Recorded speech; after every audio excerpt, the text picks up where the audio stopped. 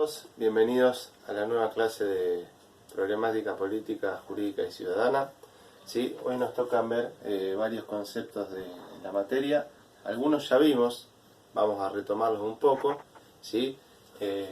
Vamos a usar para ver estos temas que ven en la pizarra las unidades 2, 6 y 8 del libro de Suárez Arana.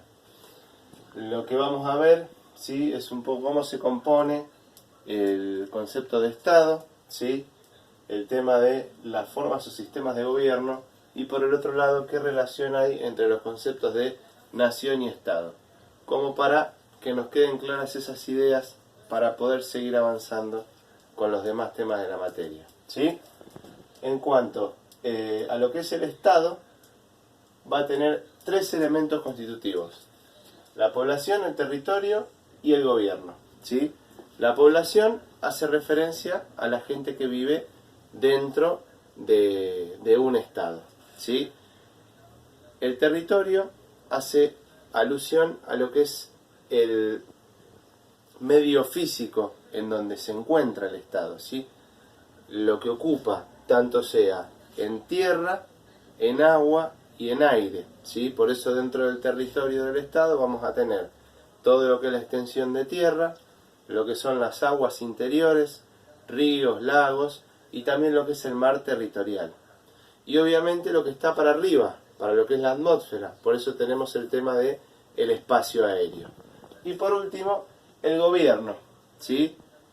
Que vamos a tener dos caras, como quien dice, de la misma moneda que nos marca el libro, tanto sea como el imperium o la soberanía. ¿Qué significan estas dos palabras?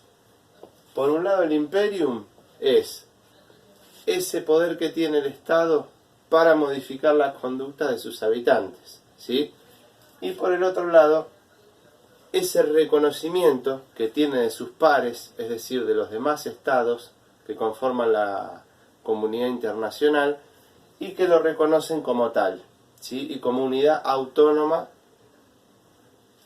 que puede ejercer el imperium, como quien dice, puertas adentro. ¿Sí? Lo ejerce sobre sus habitantes. Entonces, ese reconocimiento, por llamarlo de alguna manera, tiene el nombre de soberanía, o ese es el significado que le quiere dar el autor en esta parte del libro. Y acá vamos a tener, dentro del Estado, ¿sí?, la forma en que estos elementos se combinen y se interrelacionen unos con los otros, nos van a dar básicamente dos formas de Estado: el Estado unitario y el Estado federal. ¿Cuál es la diferencia básica entre los dos? La concentración del poder. En el Estado unitario va a haber un solo órgano que concentre el poder, un gobierno central que va a tomar las decisiones y va a manejar, como quien dice, la totalidad del territorio. En un Estado federal vamos a tener ese poder dividido, ¿sí?, en distintas entidades más o menos autónomas. ¿Sí? Como pasa acá en nuestro país, que tenemos un gobierno central, que es el Estado Nacional, y por otro lado tenemos las provincias, que tienen cierta autonomía para gobernarse a ellas, y que a su vez responden al gobierno central, ¿sí?, en el caso nuestro, el gobierno nacional. Ahí lo que vemos es cómo se van relacionando o configurando estos tres elementos. Y depende de cómo estén configurados, cuál tenga más peso o cuál menos, nos va a dar esta clasificación y vamos a saber si un Estado es unitario o federal. ¿Sí? Después pasamos al segundo tema, que es esto de las formas o sistemas de gobierno. Acá el tema de la organización va a estar en relación a los tres poderes del Estado, que más adelante en la materia los vamos a ver un poco más en detalle, pero que son el poder legislativo, el ejecutivo y el judicial. ¿Sí? Acá lo que se organizaba eran los elementos del Estado. Acá lo que se va a organizar son los poderes del Estado. Entonces, dependiendo cómo se organicen, cuál tenga más preeminencia sobre los otros, cuál sea más importante que los otros, por decirlo de alguna manera, nos van a dar algunas de las configuraciones que vamos a ver hoy. Si bien hay más en el libro, vamos a tomar estas que van a ser las más comunes que vamos a ver, ¿sí?, en la materia. Entonces, la República, como vimos cuando vimos la evolución del pensamiento filosófico, ¿sí?, en la antigua Grecia y en Roma, la República hacía alusión a la cosa pública, ¿sí?, a esto que todos los ciudadanos tenían derecho a participar, ¿sí?, y que tenía que ver también con lo que vimos de lo que es la democracia, ¿sí? Entonces, la República en el libro va a tener básicamente, si bien va a tener algunas más, pero la que me interesa que ustedes tengan en cuenta son estas tres, que son la parlamentaria, la presidencialista y la semipresidencialista. Acá van a ver, como les dije, este balance que hay entre los tres poderes del Estado, ¿sí?, el legislativo, el ejecutivo y el judicial. Sobre todo, este balance en estas tres se va a dar entre el poder legislativo y el poder ejecutivo. En una república parlamentaria, el órgano preeminente va a ser el poder legislativo, ¿sí? Y después vamos a tener poder ejecutivo, que generalmente va a tener dos funciones.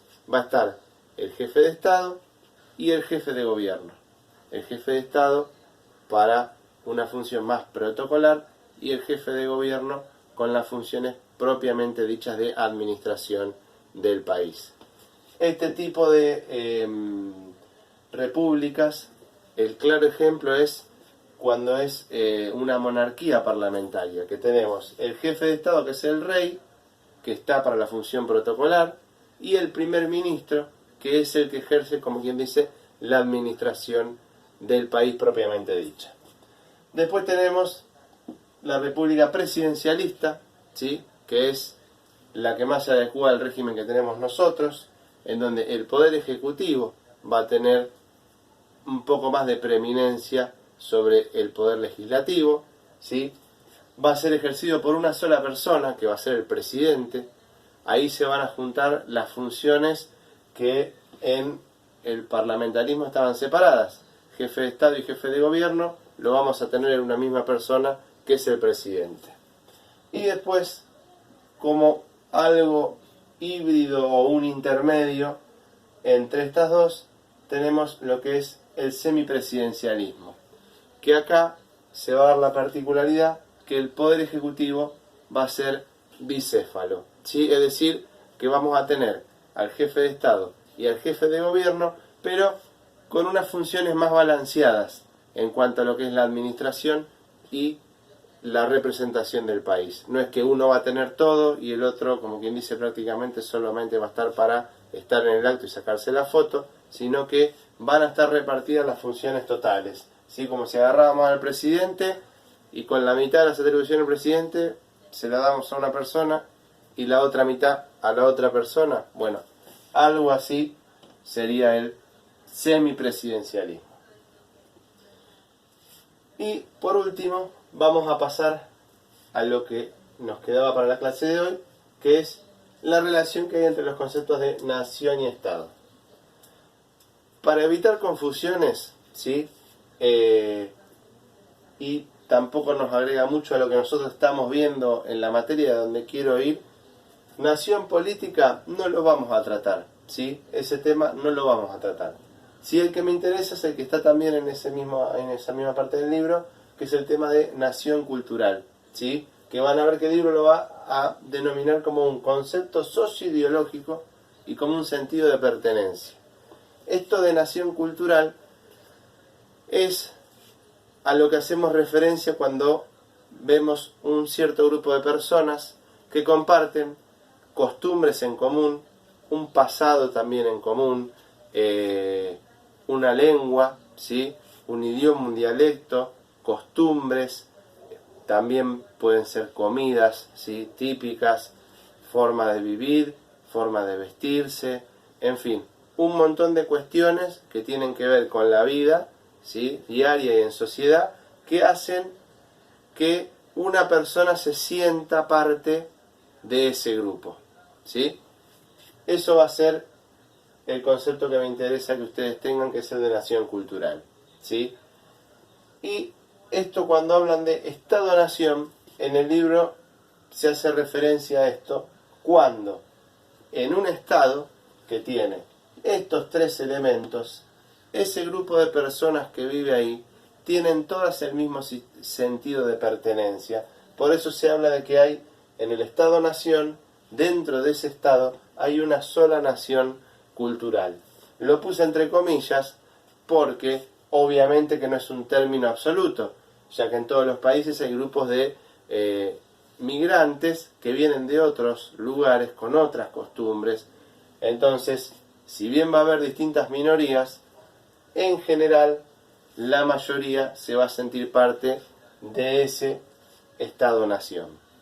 Esto no se da cuando hay conflictos entre distintos grupos dentro de un mismo Estado y no hay una sola nación conformada, ¿sí? Un ejemplo de esto puede ser lo que pasa, si bien no es muy extremo, pero en su momento sí fue objeto de una lucha interna, lo que pasa en España, ¿sí?